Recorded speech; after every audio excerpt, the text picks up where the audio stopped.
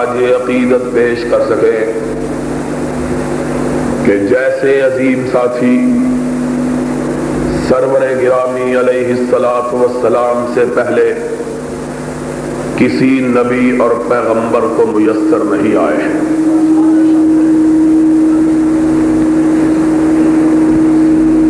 مشہور شیعہ کتاب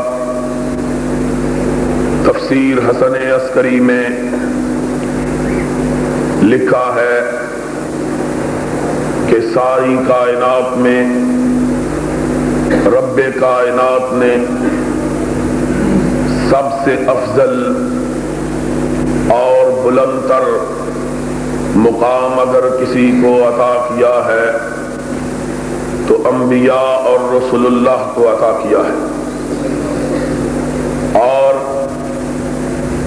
سارے انبیاء میں سے سب سے افضل اور اعلیٰ رب قدوس نے کسی کو بنایا ہے تو محمد الرسول اللہ کو بنایا ہے۔ اور حسن عسکری اپنی تفسیر میں لکھتے ہیں کہ جس طرح رب کائنات نے سارے انبیاء اور سارے رسولوں سے افضل ہمارے آقا و مولا جناب محمد الرسول اللہ صلی اللہ علیہ وسلم کو بنایا ہے، اسی طرح رب کائنات نے آپ کے صحابہ کو سارے نبیوں اور رسولوں کے صحابہ سے افضل بنایا ہے۔ ہمارے نبی سارے نبیوں سے افضل اور ہمارے نبی کے ساتھی سارے نبیوں کے ساتھیوں سے افضل، اور پھر سب کی فضیلت مسلمہ اپنے اپنے مقام پر، اور کیسے یہ مقدس ہستیاں اس مقام بلند کی مالک اور وارث نہ ہو کہ رب کائنات نے انہیں یہ شرف عطا کیا کہ انہوں نے اپنی زندگی میں حالت ایمان میں اپنے آقا و مولا کے چہرہ پر انوار کو دیکھا ہے، اور رب کائنات نے اپنے نبی اقدس سے انہیں اور ایسے سارے لوگوں کو یہ خوشخبری سنوائی ہے کہ لوگوں لا تمس النار من رعانی او رعا من رعانی، جس نے میرے چہرہ پر انوار کو اپنی آنکھوں سے دیکھ لیا، اللہ نے ان آنکھوں پر جہنم کی آگ کو حرام کر دیا ہے۔ اور صرف یہی نہیں، اگر یہی بات ہوتی تو فضیلت بہت بڑی بات تھی، لیکن سرور گرامی علیہ الصلاۃ والسلام نے اپنے رفقا کے مقام کی فضیلت کو اور زیادہ آشکار اور اجاگر کیا، یہ کہہ کر اور من رعانی، میرے دیکھنے والوں پر تو جہنم کی متفقہ عقیدہ ہے، اسلام کا، مسلمانوں کا، اور یہ عقیدہ سرور کائنات صلی اللہ علیہ وسلم کی زندگی میں بھی تھا، صدیق اکبر کے زمانے میں بھی، فاروق اعظم کے دور میں بھی، عثمان ذی النورین کے زمانے میں بھی، علی مرتضیٰ کے دور میں بھی، جناب حسن کے ایام میں بھی، حضرت معاویہ کے زمانے میں بھی، حضرت حسین کے زمانے میں بھی، قرون اولا ساری کی ساری فضیلت والی صدیاں اسی عقیدے کو مسلمانوں کے عقیدے کے طور پر دیکھتی رہی اور مشاہدہ کرتی رہی، کبھی اس عقیدے میں اختلاف رونما نہیں ہوا۔ مسلمانوں کا یہی عقیدہ اختلاف رونما نہیں ہوا. مسلمانوں کا یہی عقیدہ، مومنوں کا یہی عقیدہ، اہل بیت کا یہی عقیدہ، نبی کی اولاد کا یہی عقیدہ، حضرت علی کا یہی عقیدہ، حضرت علی کے خانوادے کا یہی عقیدہ کہ کائنات میں جس نے سرور گرامی علیہ الصلوۃ والسلام کے چہرہ پر انوار کو اپنی آنکھوں سے دیکھ لیا، اللہ نے اس پر جہنم کی آگ کو حرام کر دیا ہے. یہ عقیدہ متفقہ عقیدہ تھا. اور آج اگر اللہ رب العزت نے توفیق عطا فرمائی اور گلا جو مسلسل 1 مہینے کی مار کھا کھا کے بڑا تھک گیا ہے، اس نے ساتھ دیا اور آپ حضرات ذوق و شوق کا مظاہرہ کرتے رہے، تو آج انشاءاللہ حوالوں کے ساتھ، دلائل کے ساتھ، شواہد کے ساتھ، براہین کے ساتھ اور اپنے گھر کی گواہیاں نہیں، بیگانوں کی گھر کی گواہیوں سے یہ ثابت کروں گا کہ مسلمانوں کا یہ متفقہ عقیدہ تھا. اور اس عقیدے کے اندر سب سے پہلی دراڑ جو پیدا کی وہ کسی مسلمان کے فرزند نے پیدا نہیں کی، بلکہ غیر مسلم سازش کے نتیجے میں سب سے پہلے سرور کائنات علیہ الصلوۃ والسلام کے خلاف زبان تان دراز کی گئی. اور جس نے ابتدا میں، آغاز میں نبی کے صحابہ پر تان کیا، وہ سرور کائنات کی امت کا شخص نہیں بلکہ یہودی ملت کا فرد تھا. انشاءاللہ یہ ساری باتیں اللہ نے توفیق دی تو آج آپ کی خدمت میں پیش کر کے جاؤں گا. لیکن بنیادی طور پر یہ بات سمجھ لیجئے کہ مسلمانوں کے اندر قرن اول میں، قرن دوم میں، قرن سوم میں کوئی اختلاف نہ تھا کہ سرور کائنات علیہ الصلوۃ والسلام کے رخ زیبا کو جس نے بھی اپنی آنکھوں سے ایمان کی حالت میں دیکھ لیا، اللہ نے ہمیشہ کے لیے اس پر جہنم کی آگ کو حرام کر دیا ہے. اور ان کا عقیدہ یہ تھا کہ جب تک کائنات باقی ہے، سرور کائنات کی رسالت باقی ہے، اور جب تک کائنات باقی ہے نبی کی رسالت کے ماننے والے باقی، جب تک دنیا موجود ہے نبی کے ماننے والے موجود رہیں گے. لیکن ان سارے موجودین میں سے جو صدیوں پر پھیلے ہوئے ہیں، ان سب میں سب سے اعلیٰ اور افضل ہستیاں اگر کسی کی ہیں تو وہ نبی کے پاک صحابہ کی ہیں. اور صحابہ میں سے پھر سب سے افضل اگر کوئی گروہ ہے تو وہ گروہ ہے جس نے خون عثمان کے بدلہ لینے کی قسم کھائی تھی اور نبی کے دست مبارک پر حدیبیہ کے مقام پر بیعت کی تھی، اور 14 کے 1400 اللہ کی رضا اور جنت کے وارث بنے تھے. اور پھر ان سے بھی اگر تو وہ 313 ہیں جو اس جنگ میں شریک ہوئے، جس جنگ کے سارے شرکا کو ناطق وحی نے کہا تھا، اے بدر کے مجاہد، بدر کے غازیوں، سن لو، آج تمہارے دیدار کے لیے عرش معلی سے آسمان دنیا پہ اتر آیا ہے، اور اس نے تمہیں دیکھ کے کہا ہے، اے بدر کے غازیوں، آج کے بعد تم جی جو چاہے کرو، میں نے جنت تمہیں لکھ کے عطا فرما دی ہے.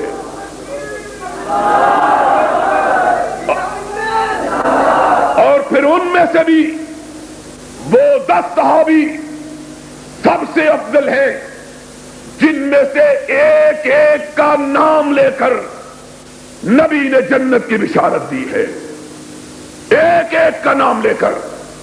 طلحہ فی الجنہ، زبیر فی الجنہ، ابو عبیدہ بن الجراح فی الجنہ، سعد بن ابی وقاص فی الجنہ، سعید بن العاص فی الجنہ. 10 کے 10 صحابی جنہیں عشرہ مبشرہ کا لقب حاصل ہے. اور پھر ان 10 میں سے بھی وہ 4 سب سے افضل ہے جو سرور کائنات کے بعد آپ کی امامت گاہ پر امت کے تاجدار بنا کر کھڑے کیے گئے. اور ان 4 میں سے بھی پھر وہ سب سے افضل ہے جس کے بارے میں رحمت کائنات نے، ناطق وحی نے آسمان والے کا اشارہ پا کر یہ کہا تھا جبکہ آپ نے یہ بیان کیا تھا ان للجنت 8 ابواب، جنت کے 8 دروازے. کسی کا نام باب الجہاد، کسی کا نام باب الصلاۃ، کسی کا نام باب الریان، کہ وہ جس نے گردن کو کٹایا، اپنی رگوں کے لہو کو بہایا، اس کو باب الجہاد سے پکارا جائے گا. آؤ جنت میں جانے کے لیے باب الجہاد سے گزر کے جاؤ. جب کائنات سوتی رہی، وہ جاگ کے رب کی بارگاہ میں سجدے کر کے رب کو مناتا رہا. اس کو پکارا جائے گا آؤ باب الصلاۃ سے گزر کر جنت میں جاؤ. جس نے کثرت سے نفلی روزے رکھے اس کو پکارا جائے گا آؤ آج سیرابی کے دروازے سے گزر کے جاؤ. سرور کائنات کا بوڑھا یار غار بیٹھا ہے.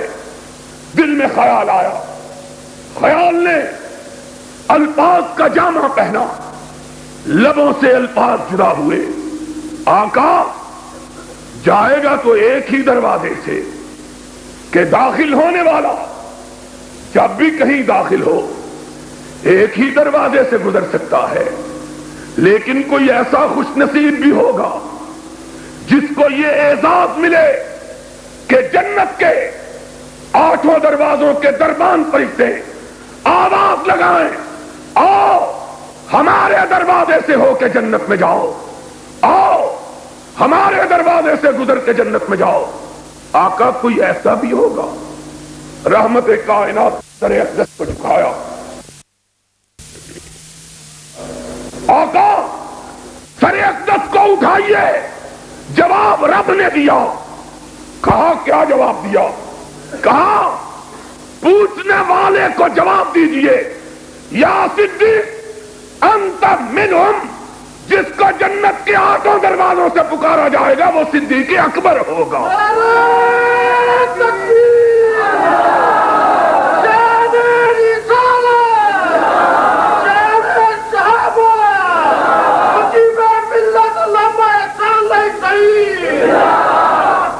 وہ پھر سب سے افضل، وہ سب سے اعلیٰ، وہ سب سے بہتر، وہ سب سے بلند تر، وہ سب کا مہتر، وہ سب سے بالا تر، کہ جس کے بارے میں ام المومنین صدیقہ کائنات سلام اللہ علیہا روایت کرتی ہے کہ ایک دن اپنے گھر کے آنگن میں بیٹھی ہوئی، آسمان کا چہرہ دھلا ہوا، بادل برسے، گرد و غبار چھٹ گیا، ہر طرف ستارے چشمک کرنے لگے. جدھر نگاہ اٹھاتی ہوں ستارے ہی ستارے. میں ستاروں کے نظارے میں محو تھی کہ آمنہ کا چاند میرے گھر کے آنگن میں آتا. رحمت کائنات کے چہرہ پرانوار کو دیکھا. ایک سوال صدیقہ کے لبوں پہ آ گیا، یا رسول اللہ هل لأحد من الحسنات عدد نجوم السماء. آقا آپ کی امت میں کوئی ایسا خوش نصیب بھی ہے جس کی نیکیاں اتنی لاتعداد اور بے شمار کہ جیسے آسمان کے ستارے. رحمت کائنات نے تبسم کیا. آپ نے فرمایا نعم، عائشہ ایک ایسا بھی ہے جس کی اتنی نیکیاں جتنے آسمان کے ستارے، کہ جس طرح آسمان کے ستاروں کو گنا نہ جا سکے اس طرح اس کی نیکیوں کا شمار نہ ہو سکے. جلدی سے پوچھا من یا رسول اللہ، اللہ کے حبیب وہ کون؟ فرمایا عمر بن الخطاب. صدیقہ وہ میرا فاروق ہے جس کی اتنی نیکیاں جتنے آسمان کے ستارے. صدیقہ کائنات کے دل میں خیال کچھ اور تھا. وہ خیال چھپا کے نہ رکھا، اس کو بھی الفاظ کے سانچے میں ڈھالا، سرور کائنات کی بارگاہ میں پیش کیا. وَأَيْنَ حَسَنَاتُ أَبِي بَكْرٍ یا رسول اللہ، اللہ کے حبیب اور ابو بکر کی نیکیاں کہاں گئی؟ تبسم رسول مسکراہٹ میں تبدیل ہو گیا. فرمایا عائشہ پوچھتی ہو ابو بکر کی نیکیوں کو اور پیمانہ بناتی ہو آسمان کے ستاروں کو. آسمان کے لاتعداد اور بے شمار ستارے ابو بکر کی نیکیوں کا پیمانہ نہیں بن سکتے. ابو بکر کی نیکیاں پوچھنا ہے تو سمجھ لے انما جمیع حسنات عمر کلیلۃ واحدۃ ابی بکر. عمر کی زندگی بھر کی نیکیاں ابو بکر کی اس رات کی نیکیوں کا مقابلہ نہ کر سکے جو اس نے غار ثور میں میرے ساتھ گزاری تھی. وہ رات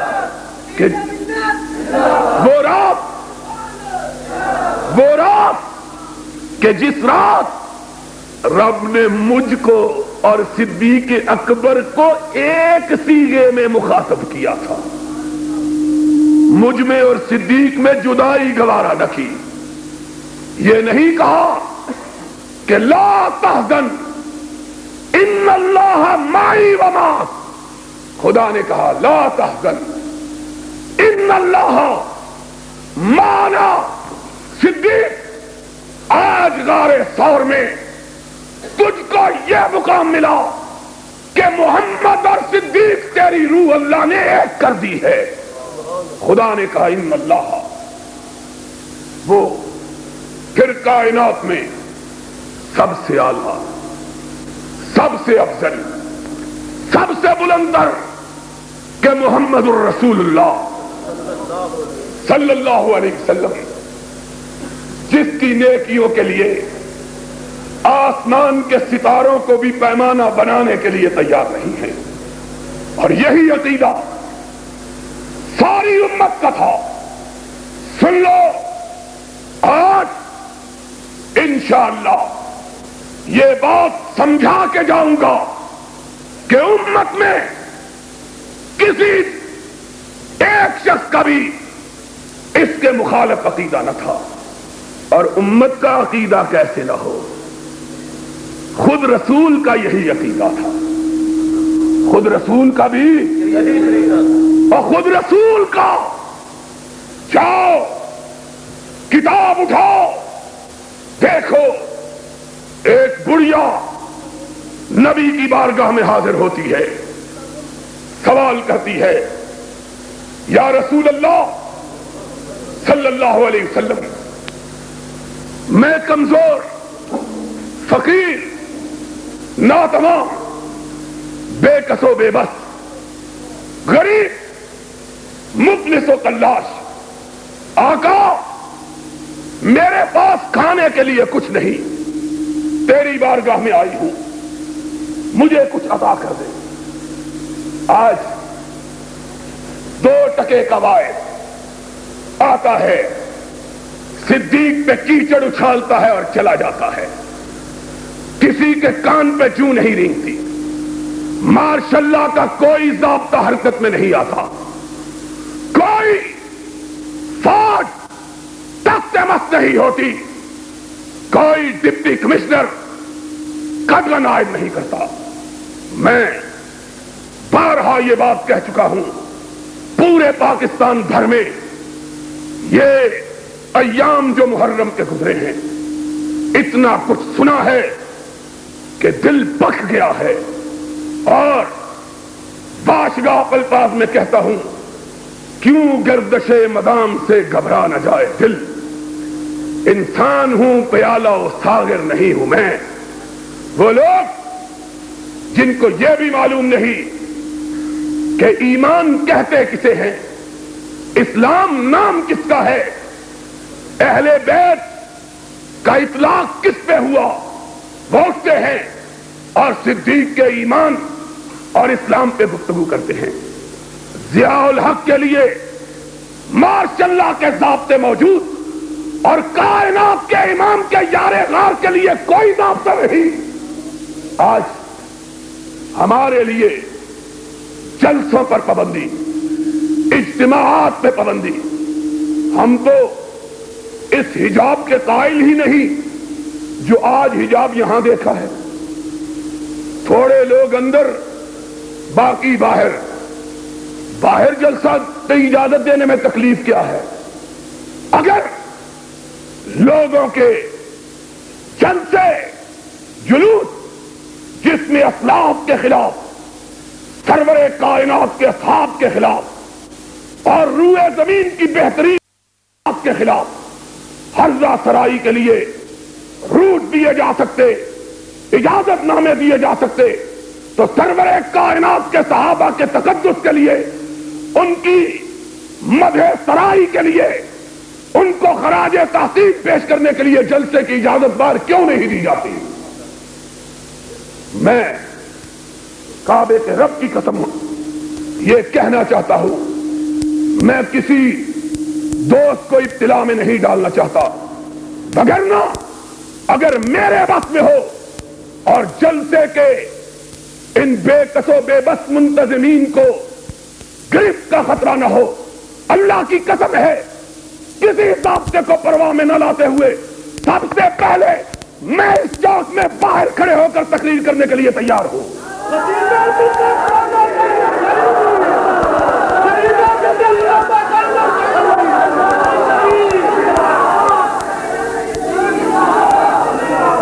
یہ کوئی بات ہے؟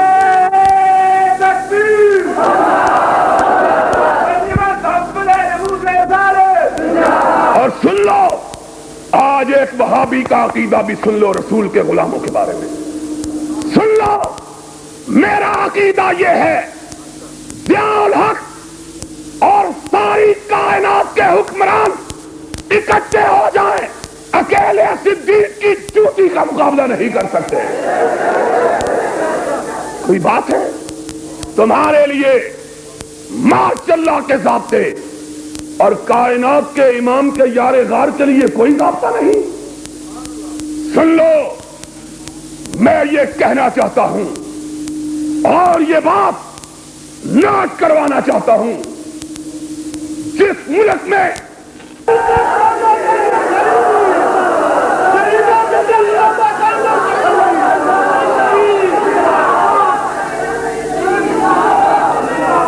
یہ کوئی بات ہے؟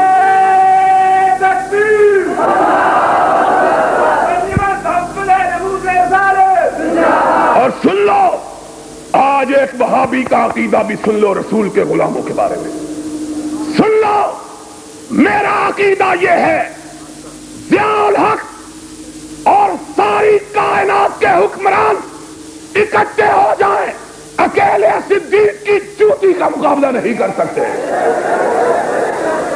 کوئی بات ہے؟ تمہارے لیے ماشاء اللہ کے ضابطے اور کائنات کے امام کے یار غار کے لیے کوئی ضابطہ نہیں؟ سن لو، میں یہ کہنا چاہتا ہوں اور یہ بات نوٹ کروانا چاہتا ہوں، جس ملک میں صدیق و فاروق، عثمان و علی کے خلاف عرضہ سرائی ہو، اس ملک پہ کبھی رب کے کرم کی برکھا نہیں برس سکتی. یاد رکھنا میری بات. آج کہتے ہو ہمارے ملک میں یہ افتاد ہے، یہ افتاد ہے.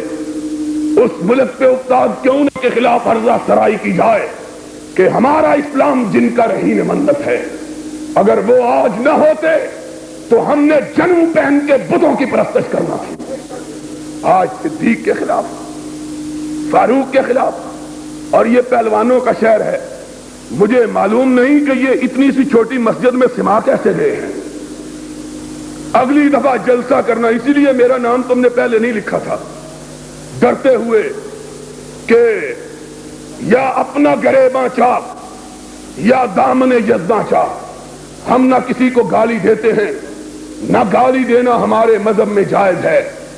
تبرہ اور لوگوں کا شعار ہے، تولا ہمارا شعار ہے. ان کا مذہب گالی دینا، ہمارا مذہب محبت کرنا. ہم گالی دینے والے نہیں ہیں. لیکن سن لو، گالی دینا اور بات ہے، اپنے حقوق کے لیے کٹ مرنا اور بات ہے. اور وہ لوگ کیسے نہ صدیق کی عظمت کے لیے مرے جن کے لیے رب نے نجات کے لیے شرط یہ قرار دی ہے کہ وہ صدیق کی پیروی کرے. والذین اتبعوہم بإحسان رضی اللہ عنہم ورضوا عنہ. اور آج کے حکمرانوں سن لو، صدیق و فاروق کے خلاف گالی دینے کی تم نے کھلی چھٹی دے رکھی ہے. جس حکمران نے یہ اجازت دی ہے وہ اس ملک سے گالی بن کے رخصت ہوا ہے. یہ بدلہ رب نے دنیا میں عطا کیا ہے. تو میں یہ کہہ رہا تھا، پوری کائنات کے مسلمانوں کا عقیدہ یہ تھا کہ سرور کائنات کے بعد سب سے افضل ترین ہستی اگر کوئی ہے، سب سے افضل ترین گروہ ہے تو صحابہ کا، اور صحابہ میں سے سب سے افضل ترین جماعت ہے تو بیعت رضوان والوں کی، اور بیعت رضوان والوں سے بھی کوئی افضل ہے تو بدر کے غازی اور مجاہد، اور بدر کے غازیوں سے بھی کوئی افضل ہے تو عشرہ مبشرہ، اور عشرہ مبشرہ سے بھی کوئی افضل ہے تو خلفائے راشدین، اور ان کا بھی اگر کوئی امام ہے تو صدیق اکبر. اور یہ عقیدہ صرف مسلمانوں کا نہ تھا بلکہ خود محمد عربی کا بھی یہی عقیدہ تھا صلی اللہ اور تمہارے رسول کا بھی یہی عقیدہ. عورت آئی، آقا میں مفلس و کلاش ہوں، گھر میں کھانے کے لیے کچھ نہیں ہے، کچھ عطا فرما دیجئے. رحمت کائنات نے اپنے گھر پہ نظر ڈالی، رؤوف و رحیم کی آنکھوں میں آنسو آ گئے. وہ رؤوف، وہ رحیم کہ رب نے جس کا ذکر کرتے ہوئے کہا عزیز علیہ ما عنتم حریص علیکم بالمؤمنین رؤوف الرحیم. کانٹا مومنوں کے پاؤں میں چبھتا ہے، کسک محمد اپنے سینے میں محسوس کرتا ہے. رؤوف و رحیم نے اس عورت کے غربت و افلاس کو دیکھا، پھر اپنے گھر پہ نگاہ ڈالی کہ اپنے گھر میں تو 2 ماہ سے آگ نہیں جلی ہے. فرمایا بی بی اب کے تو پاس کچھ بھی نہیں، اگلے برس آنا، میں ضرور تیری مدد کروں گا. اور میں نے کہا کہ پھر بیوی نہیں بولی، خدا نے اسے قوت نطق عطا کی. کہا تو بول تاکہ کائنات کو پتا چل جائے کہ اپنے باپ کون افضل ہے، محمد کا عقیدہ کیا ہے، دنیا والوں کو علم ہو جائے. کہا یا رسول اللہ علم مجد کا، یا رسول اللہ کائنات کے تاجدار، تو نے فرمایا ہے اگلے برس آؤں. میرے آقا اگر اگلے برس آپ نہ ہوئے تو پھر کیا کروں گی؟ ہائے ہائے، عورت تو نہیں بول رہی، رب بلوا رہا ہے، رب بلوا رہا ہے. کائنات کے امام نے اپنا عقیدہ بیان کیا کہ اگر وہ نہ ہوگا تو کون ہے جو اس کے بعد امت کا تاجدار ہوگا. فرمایا فاتی ابا بکر اے بی بی اگر رسول نہ ہوگا تو رسول کا نائب صدیق اکبر ہوگا. اس سے کہنا رسول نے وعدہ کیا میرا ابو بکر میرے وعدے کو پورا کر دے گا. رسول کا عقیدہ بھی یہ تھا کہ ساری کائنات میں اس کے بعد اگر سب سے فضیلت کا مقام کسی کو حاصل ہے تو صدیق. اور یہ عقیدہ اپنے زندگی کے آخری ایام میں بھی اس کا اظہار کیا کہ جب مرض موت میں مبتلا تھے، موت کی بے ہوشیاں طاری تھی، سکرات الموت کا زمانہ تھا، کائنات کے امام کے دروازہ اقدس پہ صحابہ کا جمگٹھا، مسجد نبوی میں آنکھوں سے آنسوؤں کے اشک رواں، یا رسول اللہ صلی اللہ علیہ وسلم. بلال آواز دیتا ہے آقا تیرے ساتھی تیری آمد کے منتظر ہیں. ان کے چہرے مرجھائے ہوئے، ان کی نگاہیں تیری دیدار کی پیاسی. نماز کی اذان ہو چکی، مصلی پہ کھڑا ہونے کا وقت آ گیا. آقا تیرا مصلی خالی پڑا ہے، آئیے اپنے صحابہ کے دلوں کو ٹھنڈک پہنچائیے. صحابہ تیری دید کے منتظر ہیں. نبی نے اپنی نگاہ اقدس کو اٹھایا، ازواج مطہرات پاس بیٹھی ہیں. فرمایا مرو ابا بکر فلیصلی بالناس. آج نبی یہ چاہتا ہے اپنی زندگی میں اپنے اصحاب میں سے سب سے اعلی اور افضل کو آشکار کر دے کہ میرے بعد سب سے بالا تر ہستی کون ہے. اس لیے میں یہ چاہتا ہوں کہ اپنی زندگی میں اپنے مصلی پہ ابو بکر کو کھڑا کر کے جاؤں. مرو ابا بکر فلیصلی بالناس. جاؤ ابو بکر کو کہو میرے مصلی امامت پہ کھڑا ہو کر میرے اصحاب کی امامت کروائے. ازواج مطہرات کہتی ہیں یا رسول اللہ صلی اللہ علیہ وسلم کسی اور کو کہیے. فرمایا مرو ابا بکر. نہیں نہیں، ابو بکر کے ہوتے ہوئے دنیا کا کوئی شخص محمد کے مصلی پہ کھڑا نہیں ہو سکتا. مرو ابا بکر. اور پھر تاریخی الفاظ کہے لا ينبغي لقوم ان يكون فيهم ابو بکر ان يؤمهم غیرہ. جس جماعت میں، جس گروہ میں، جس قبیلے میں، جس شہر میں، جس بستی میں، جس مسجد میں ابو بکر ہو، اس کے ہوتے ہوئے کوئی دوسرا مصلی پہ کھڑا نہیں ہو سکتا. مرو ابا بکر. مرو ابا بکر. مرو ابا بکر فلیصلی بالناس. جاؤ ابو بکر کو کہو. اور ذرا سن لو، ذرا سن لو اور جاؤ. کوئی ماں کا لال ہو تو بتلائے، انکار کر کے دکھلائے کہ جس دن صدیق کو مصلی پہ کھڑے ہونے کا حکم دیا، کیا اس دن حضرت علی مدینے میں موجود تھے کہ نہیں تھے؟ اور بولو موجود تھے کہ نہیں؟ حسن موجود تھے، حسین موجود، اپنے سگے چچا عباس موجود. وہ چچا جن کے بارے میں کہا ان عباس امی سن وہ ابھی. عباس میرا چچا ہی نہیں محمد کا باپ بھی ہے. باپ موجود، داماد موجود، اپنے چچے کا بیٹا عقیل موجود، عبداللہ ابن عباس موجود، سیدہ شباب اہل الجنہ حسن اور حسین موجود. لیکن کہا ان میں سے کوئی بھی ابو بکر کے آگے کھڑا نہیں ہو سکتا. ان سب کو کہو ابو بکر آگے، محمد کی اولاد پیچھے. ابو بکر کے ہوتے ہوئے کوئی دوسرا محمد کے مصلی پہ کھڑا ہو سکتا نہیں. نبی کی اولاد.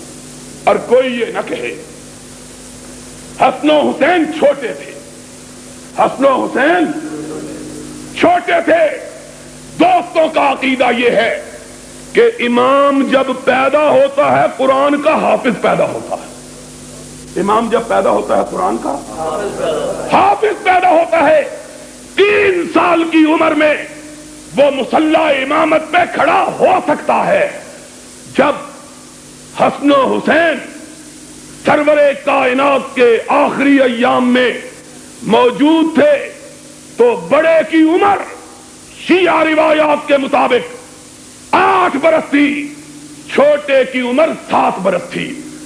دونوں شیعہ روایات کے مطابق بالغ تھے، قرآن کے حافظ تھے، امام معصوم تھے، لیکن نبی نے ان کا امام بھی بنایا تو اپنے صدیق کو بنایا اور ثابت کیا کہ دیکھو محمد کا عقیدہ بھی یہ ہے کہ میرے بعد سب سے افضل مخلوقات میں سے اگر کوئی ہے تو صدیق اکبر ہے رضی اللہ تعالی۔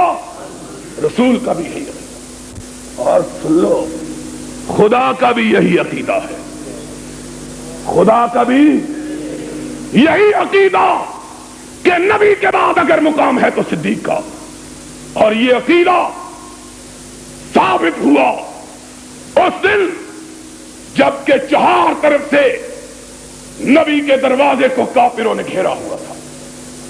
سرور کائنات اٹھے، باہر نکلے، سارے رشتہ دار موجود ہیں مکہ میں، چچے موجود، بھتیجے موجود، داماد موجود، بھانجے موجود، بنو ہاشم کے سردار موجود، لیکن قدمہائے مبارکہ اٹھے تو صدیق اکبر کے دروازے کی طرف۔ رات گئے، ابو بکر کے دروازے پہ دستک دی، صدیق اکبر نے اپنے آقا کی خوشبو سونگھی، جلدی سے باہر تشریف لائے، اور جانتے ہو کہ میرا نبی جس راستے سے گزر جاتا تھا وہ راستہ معطر ہو جاتا تھا۔ ابو ہریرہ کہتے ہیں، شمائل ترمذی کی حدیث ہے، ایک دن نبی کے گھر گیا، باب عالی پہ دستک دی، اندر سے جواب ملا کون ہے؟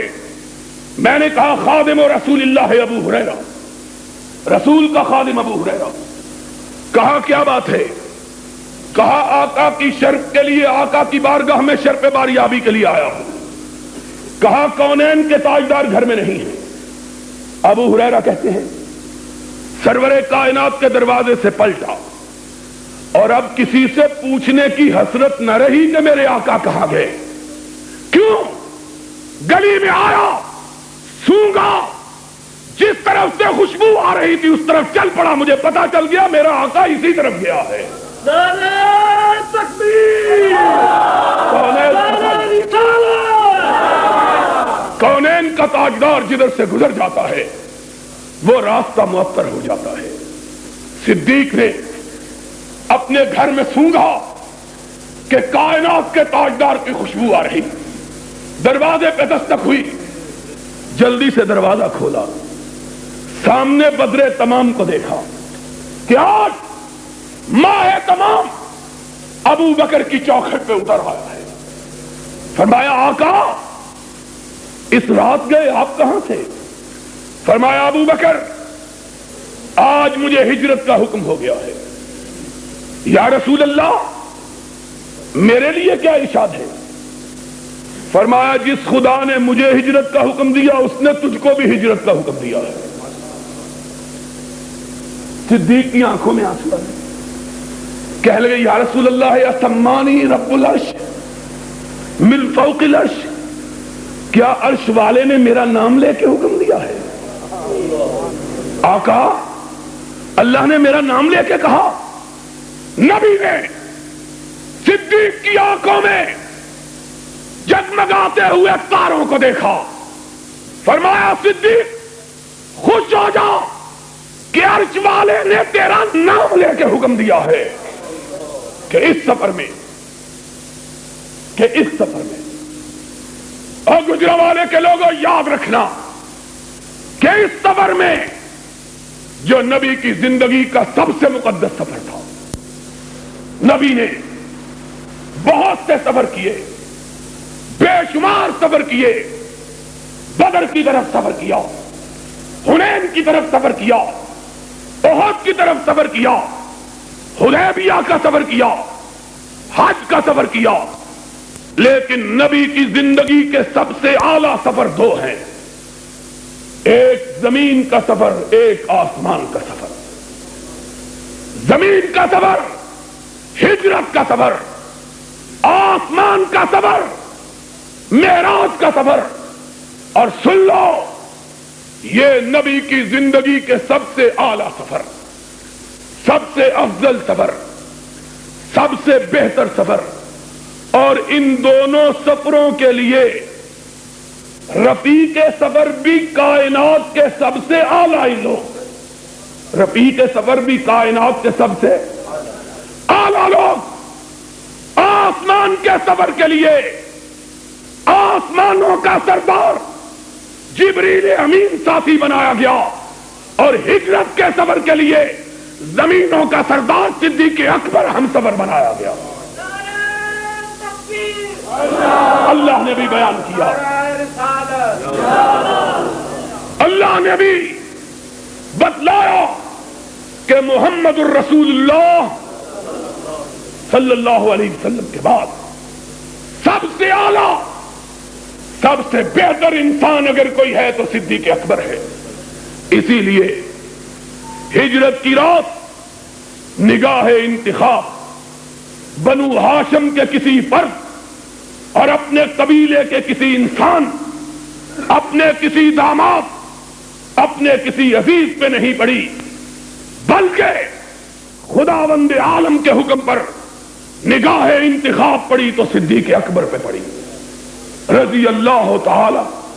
اور اسی لیے ہم یہ کہا کرتے ہیں، تو ہم سے کیا بیان کرتے ہو کہ ہم تو علی کے ثناخان اور یہ عقیدہ رکھنے والے کہ جو علی کی فضیلت کا منکر ہے اس کا سینہ ایمان سے خالی۔ لیکن ذرا خدا لگتی تو کہو کہ علی کی منقبت میں یہ بیان کرتے ہو کہ ہجرت کی رات اس کے پاس نبی کا بستر تھا۔ ہم نے کہا اس کے فضائل کا کیا کہنا کہ جس کے پاس آج اس کا بستر ہے جسے رب نے کائنات کا تاجدار بنا کے بھیجا۔ لیکن ذرا انصاف تو کرو کہ جس کے پاس بستر ہے وہ تو بڑی فضیلت والا، اور لیکن جس کے پاس خود بستر والا ہے اس کی فضیلت کا کیا کہنا ہے؟ یہاں تو بستر ہے، اور غار ثور میں صدیق کی گود میں خود بستر والا ہے۔ تو لوگوں، میں یہ کہہ رہا تھا کہ خود رب کائنات نے مومنوں کو یہ بتلایا کہ محمد الرسول اللہ صلی اللہ علیہ وسلم کے بعد کائنات میں اگر کسی کا مقام ہے تو اس کا جس کو میں نے ہجرت کے لیے محمد کا ہم سفر بنایا ہے صلی اللہ علیہ وسلم۔ اور اسی لیے نبی یہ کائنات نے اپنا، مومنوں کا، رب کا، تینوں کا اکٹھا عقیدہ بتلایا اپنے مصلی پہ ابو بکر کو کھڑا کر کے، یا واللہ والمومنون الا ابا بکر۔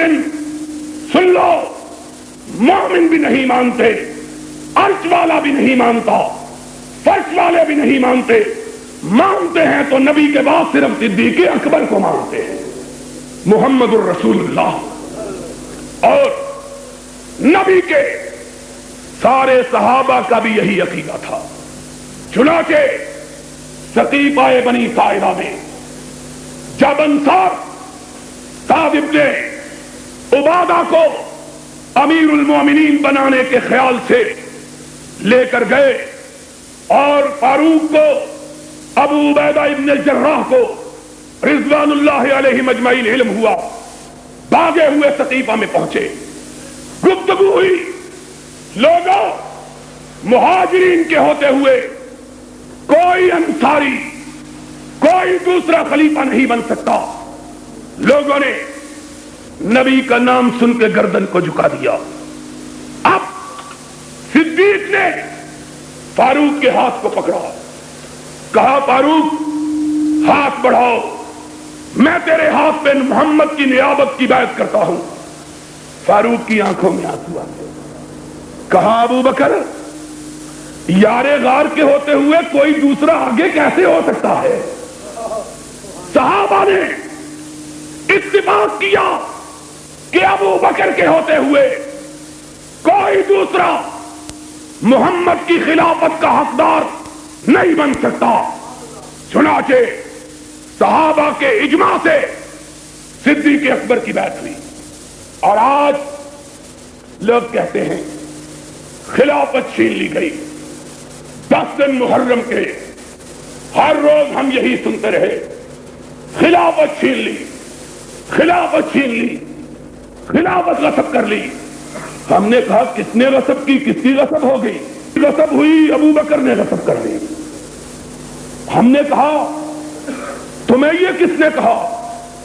انہوں نے کہا ہم نے اپنے کلمے میں پڑھا، ہم نے اپنی اذان میں سنا، اشہد ان علی ولی اللہ ولی رسول اللہ خلیفتہ بلا فصل، کہ بلا فصل خلیفہ یہ تھا اور باقی غاصب تھے۔ ہم نے کہا کہ خود علی نے بھی کبھی یہ کہا، ان سے پوچھا ہوتا جن کا نام لے کر ابو بکر کو غاصب قرار دیتے ہو، کبھی اس سے بھی پوچھو اس کا عقیدہ کیا ہے۔ تمہاری 4 کتابیں، سب سے قدیم حدیث کی کتاب کتاب الغارات سخوی کی، بہار الانوار ملا باقر مجلسی کی، منتہی المقال مامکانی کی، منتہی الاعمال مرزا عباس قمی کی، چاروں نے لکھا کہ علی سے پوچھا گیا ابو بکر کی بیعت کے وقت تم کہاں تھے؟ ابو بکر کی بیعت کیسے ہوئی؟ علی نے جواب دیا ابو بکر، چاروں شیعہ کتابیں، کہا ان الناس ان صالوا علی ابا بکر علی ابی بکر کانصیال الجبیلۃ علی التراب۔ اور لوگوں تم میرے متعلق کیا کہتے ہو؟ تم نہیں جانتے ابو بکر کا مقام کیا ہے۔ جب عمر نے ابو بکر کا ہاتھ پکڑا، لوگ اس طرح ٹوٹ پڑے جس طرح شہد کی مکھیاں چھاتے پہ ٹوٹ پڑتی ہیں۔ کوئی دوسرا وہاں بات کرنے کی جرات نہیں کر سکتا تھا۔ لوگ اس طرح گرے جس طرح گرنے والا مٹی کا تودہ زمین پہ گرتا ہے، اس طرح لوگ ابو بکر کے ہاتھ پہ ٹوٹ کے گرے۔ علی تم نے کیا کیا؟ کہا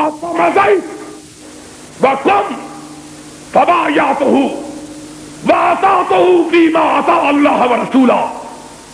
جب میں نے ابو بکر کے لیے لوگوں کی محبت کا یہ جذبہ دیکھا، میں بھی بھاگتا ہوا گیا اور ابو بکر کے ہاتھ پہ بیعت کر کے زندگی بھر اس کے پیچھے نمازیں پڑھتا رہا۔ آج کہتے ہو کہ جناب خلافت غصب ہو گئی، اور جس کی غصب ہوئی اس نے تو کبھی غصب کا نام اگر غصب ہو گئی تھی تو آج ذرا یہ مسئلہ بھی صاف ہو جائے۔ کیوں نہیں قاری صاحب؟ آج یہ مسئلہ بھی ذرا صاف ہو جائے۔ گجرانوالہ کے لوگ کیا یاد کریں گے؟ کہتے ہیں غصب ہو گئی۔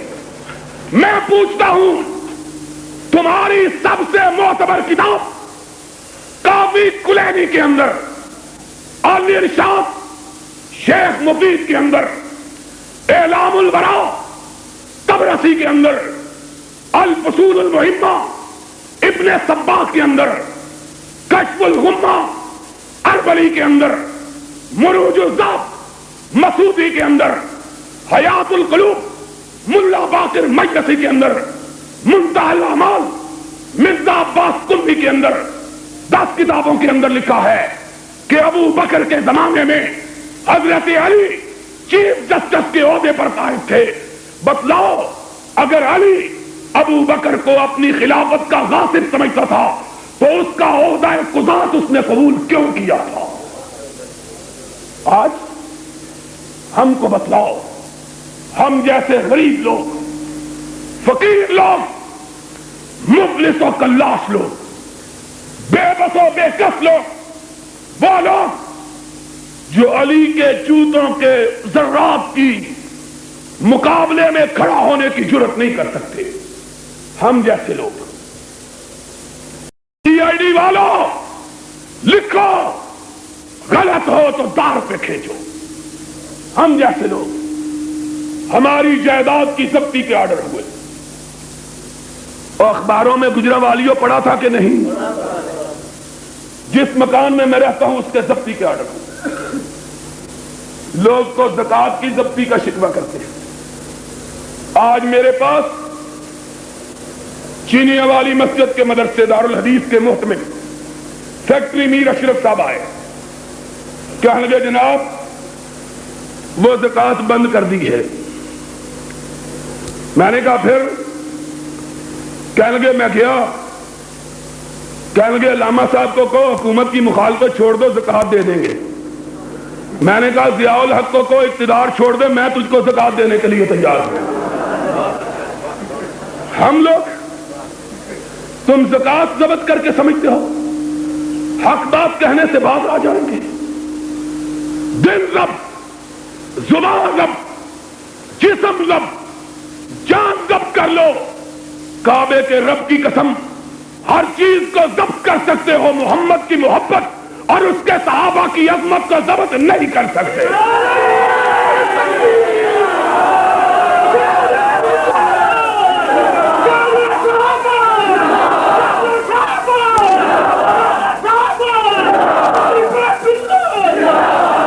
کہتے ہیں ضبط.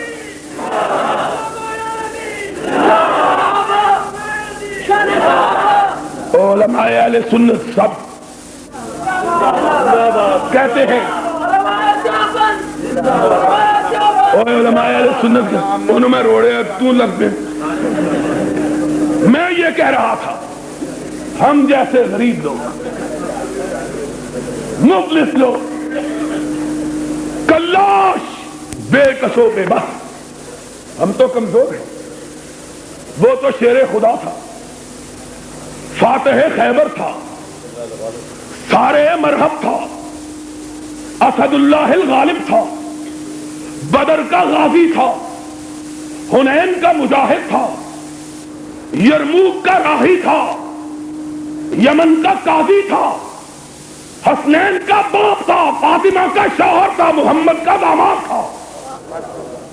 تم نے اس کو کیا سمجھا ہے؟ تم نے یہ سمجھا کہ صدیق اس کی خلافت بھی غصب کر لے اور اس کو عہدہ بھی قبول کر لے.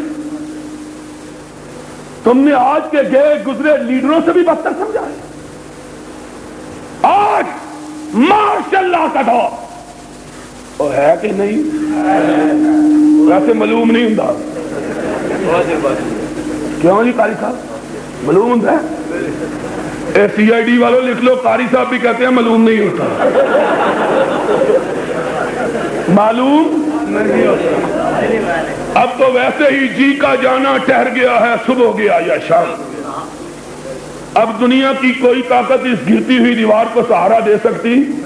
جو سہارا دے گا تھلے خود بھی آ جائے گا. ان نرے پاوے ہی رہ جانے دے، ان نرے پاوے ہی رہ جانے دے. اتنے چکھٹا کو خدا کا خوف کرو، کام سے وعدے کیے نبھاؤ، اور نہیں نبھاؤ گے تو سن لو ایک وہابی کی پشین گوئی بھی سن لو. کیوں جی حضرت بریلوی بڑیاں کر دینے پشین گوئی؟ آج ساڑی بھی پشین گوئی سن لو. ہم نے پاس اور یہ وزیر اعظم اتنا سونا شیشہ دیکھے تو شیشے نو توڑانا پہ گیا. یہ باقی رکھے گا، یہ باقی رکھے گا. اب دنیا کی کوئی طاقت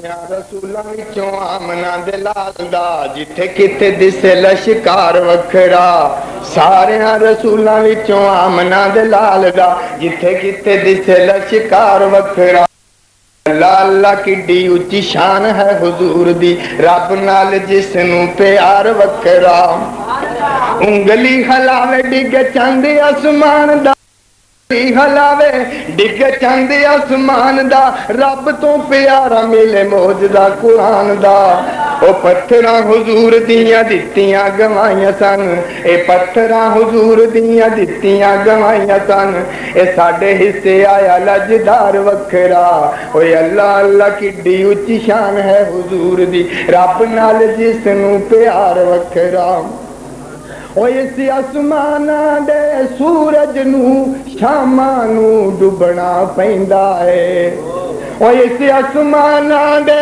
سورج نو شاماں نو ڈبنا پیندا اے میں صدقے مدنی دا سورج ہر ویلے ہی چڑھیا رہندا اے ساریاں رسولاں وچوں آمنا دے لال دا جتھے کتے دسے لشکار وکھرا او جنہ جنہ راہاں اُتے پیندا گیا پھیرا اے گیا گمراہی والا ہٹ دا اندھیرا اے لگے جس جگہ تے پسینہ جی حضور دا خوشبو دیا مہکار وکھرا اوے اللہ اللہ کڈی اچھی شان ہے حضور دی رب نال جس نو پیار وکھرا او جتھے جتھے لگا پیارے لباں دا لواب جتھے جتھے لگا پیارے لباں دا لواب اوتھوں اوتھوں دربئی جے چتاب اڈی ہووے اوے اک ہووے علی دیاں اڈی یار غار دی اور اک ہووے علی دیاں اڈی یار غار دی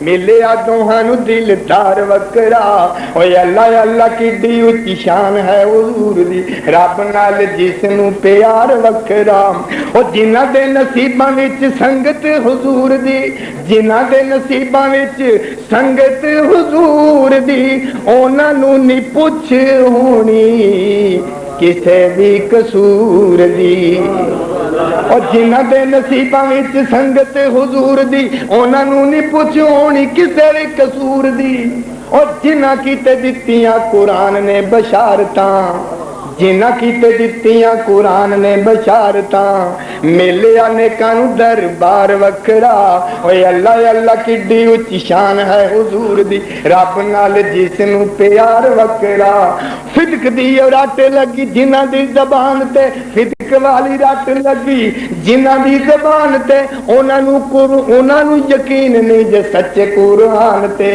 رحماء بینہم مدنی دے یار سن رحماء بینہم مدنی دے یار سن انہاں نو نہیں در قرار وکھرا اوے اللہ اللہ کڈی اچھی شان ہے حضور دی رب نال جس نو پیار وکھرا او جس نو حضور نے مسلے تے کھڑایا ہے جس نو حضور نے مسلے تے کھڑایا ہے اس کیویں بن تے رسول نو رنجایا ہے قرار پیچھے پڑھیاں نمازاں سن حیدر قرار پیچھے پڑھیاں نمازاں نے آپس چی انہاں دا پیار وکھرا اوے اللہ اللہ کڈی اچھی شان ہے حضور دی رب نال جس نو پیار وکھرا اے کربلا تے دیکھ کڈی دور ہے کربلا دا حادثہ تے دیکھ کڈی دور ہے او پہلیاں صحابہ دا دس کی قصور ہے او پہلیاں صحابہ دا دس کی قصور ہے پیٹنا اے ظالماں کیتیاں نو پیٹنا تو عقل دیا پھوکیا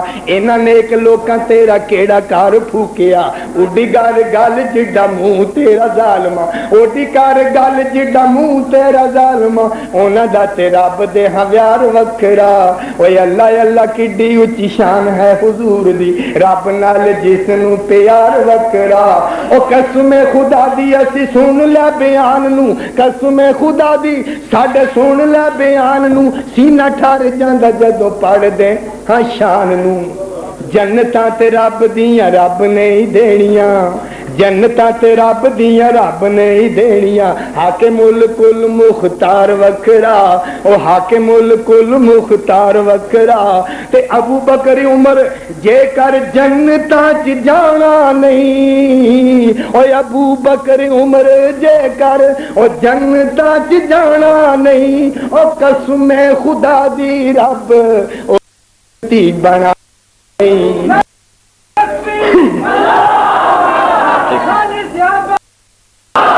ابو بکر عمر جے کر جنت جانا نہیں او میرا تے ایمان رب او جنت بنانا نہیں جے نبی جانے جنتا صحابہ نے بھی جامنا جے نبی جانے جنتا صحابہ نے بھی جامنا اور رب دا وعدہ اقرار وکھرا تے گل ایک اصول دی تے جگ سارا جاندا گل ایک اصول دی تے جگ سارا جاندا او مانو جو مندا بولے حرامی اخوام دا او جگ سما گل ایک اصول دی تے جگ سارا جاندا او مانو جو مندا بولے حرامی اخوام دا عائشہ تے حفصہ